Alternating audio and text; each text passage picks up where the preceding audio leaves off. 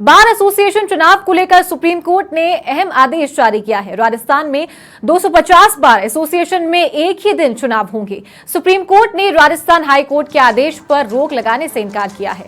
High court ने प्रदेश में bar association के चुनाव एक ही दिन कराने का फैसला लिया था।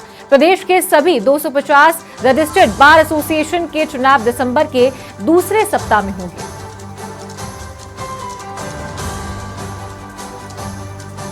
तो बार एसोसिएशन चुनाव को लेकर सुप्रीम कोर्ट का अहम आदेश जारी हो गया है। राजस्थान में 250वीं बार एसोसिएशन में एक ही दिन चुनाव होंगे।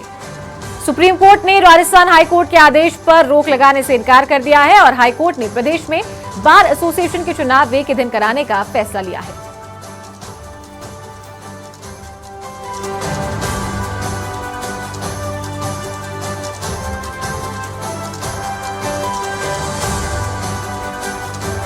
तो बार एसोसिएशन चुनाव को लेकर सुप्रीम कोर्ट ने आदेश जारी कर दिया है। सुप्रीम कोर्ट ने राजस्थान हाई कोर्ट के आदेश पर रोक लगाने से इनकार किया है और साथ ही एक ही दिन में चुनाव करवाने की बात कही है।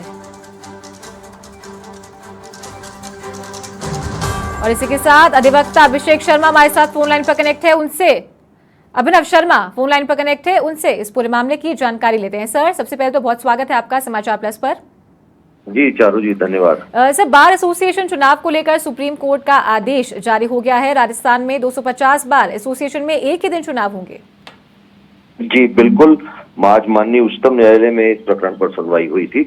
Rajasthan high court lawyer association, Rajasthan high court advocate association Jodhpur, Tonk जिला बार संघ और अजमेर बार संघ ने राजस्थान उच्च न्यायालय के आदेश को चुनौती दी थी और माननीय राजस्थान उच्च न्यायालय ने ये माना था कि वन बार वन वोट के प्रिंसिपल को जो सुप्रीम कोर्ट ने ले डाउन किया है उसकी यदि अनुपालना सुनिश्चित करनी है तो ऐसे में केवल एक ही उपाय है, सभी बार एसोसिएशन, चाहे वो जिला संघ हो, चाहे उच्च न्यायालय के संघ हो या किसी और अन्य ट्राइब्यूनल या अन्य न्यायालय से जुड़े हुए संबद्ध बार एसोसिएशन हो, उनका चुनाव एक ही दिन पर कराया जाना चाहिए।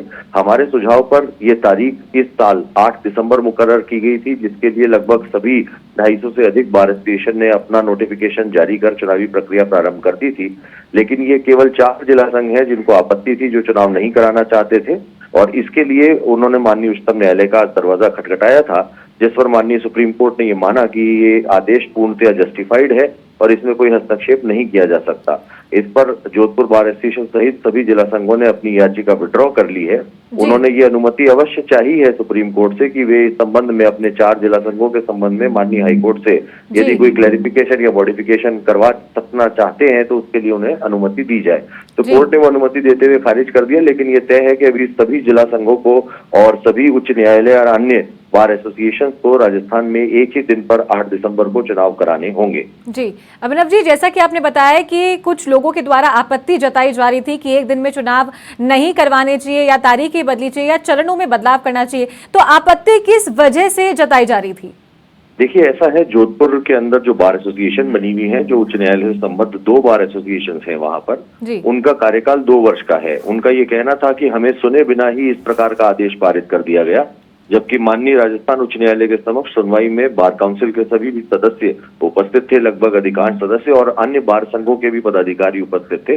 अधिसंख्य वकीलों को सुनने के बाद यह निर्णय दिया गया था और ऐसे ही प्रकरण में दिल्ली हाईकोर्ट ने ऑलरेडी पीके दास के फैसले में ये कहा हुआ है कि जो जिला बार संघ या हाईकोर्ट की बार संघ होती हैं वो न्यायालय से जुड़ी हुई होती हैं और एडमिनिस्ट्रेशन ऑफ जस्टिस का ये अभिन्न हिस्सा है।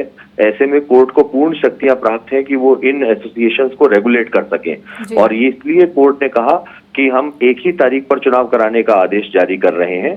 ऐसे में मुझे नहीं लगता कि यदि ये कोई मॉडिफिकेशन के लिए अब न्यायालय के समक्ष जाएंगे तो उसमें भी कोई बहुत ज्यादा गुंजाइश है। उनका ये कहना था कि हमारे चुनाव अभी हुए हैं हाल ही में, ऐसे में हमारा कार्यकाल बिना सुनवाई के कर्टेल कर दिया गया।